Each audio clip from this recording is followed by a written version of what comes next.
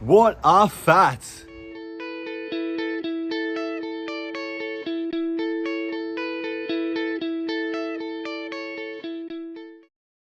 Well, hey guys, just to recap on the last video about fats, there is an umbrella term called lipids. Fats, oils, sterols, vitamins, and phospholipids are under that umbrella term. So today we're going to discuss the last three: sterols, fat-soluble vitamins, and phospholipids. Let's get into it. What are sterols? Ever heard of cholesterol? Ever heard of phytosterols? What are they? Comment below if you've seen on those tubs of margarine or butter where it says low cholesterol or added plant sterols. Well, what does it mean? Well, phytosterols come from plants such as nuts, seeds, and spinach. Phytosterols help to bind cholesterol in the small intestine, which means that we reduce how much cholesterol we absorb into our bodies. Cholesterol, on the other hand, it comes from animal products such as meat, chicken, eggs. Cholesterol's function in the body is to synthesize important compounds such as vitamin D and testosterone. In contrary to what you might think, cholesterol isn't actually bad by itself.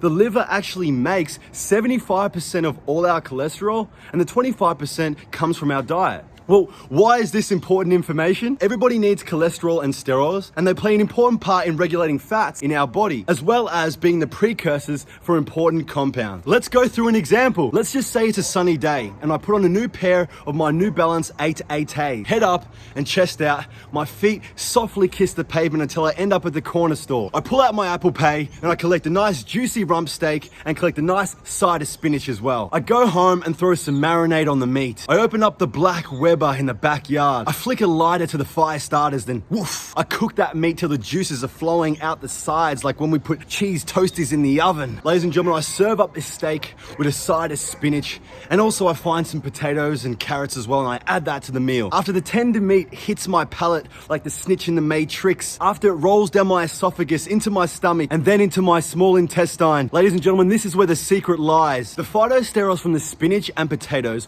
will bind to the cholesterol from the meat in my small intestine. This means it will reduce the amount of cholesterol that actually gets absorbed into my body. We can see that by eating plant sterols, we can manage our cholesterol, or by eating phytosterols, we can manage cholesterol. Guys, this is a great example of how the body operates if we provide it with a balanced diet. So what are fat-soluble vitamins? Well, fat-soluble vitamins are vitamins that are dissolvable in fats and oils. These are different than water-soluble vitamins because they're harder to get rid of, and they can also be toxic at very high level. Let's go through a couple of examples. Vitamin A, it's found in beef liver, carrots, and also some potatoes. It helps with eyesight and also sexual development. Vitamin D, it comes from the sun, and also butter and margarine, and it helps with bone and muscle development and strength. Vitamin E, it's found in olive oil and eggs. It's an antioxidant that prevents cell damage. And lastly, vitamin K, it comes from the bacteria in our gut, which is fermented from foods such as spinach or fruits and vegetables. Vitamin K helps to prevent blood loss. Well, anyone out there who wants to know the acronym for fat-soluble vitamins, well, it's ADEK, or actually ADEK.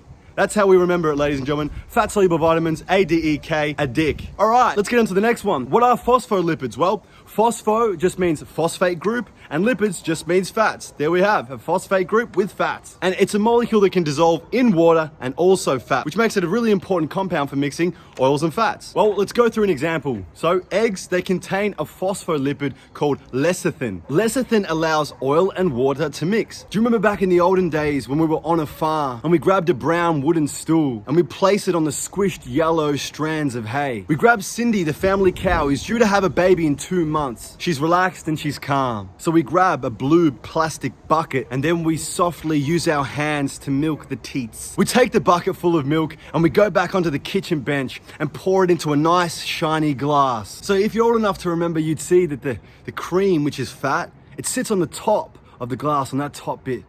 And then the milk, which is the water, sits down and floats to the bottom. Now let's just say we add the phospholipid lecithin from the eggs that we just talked about. We add it to the glass and we put a lid on the glass, we put our hand on the glass and we just start shaking the glass up and down. What's gonna happen is that phospholipid lecithin is gonna act as an emulsifier. What's an emulsifier? Well, an emulsifier mixes oil and water together. So what's gonna happen is instead of the cream just sitting on the top of the glass, the cream's gonna now spread throughout the glass. And ladies and gentlemen, that's an example of a phospholipid, lecithin, functioning as an emulsifier. Ladies and gents, that's it for today on What Are Fats Part 2. Please make sure you click the subscribe button on the bottom right hand of your screen. Give this video a thumbs up, just like the in-betweeners. Friends, please comment if you have any questions below. Stefan from SXT Fit, and I'll see you next time.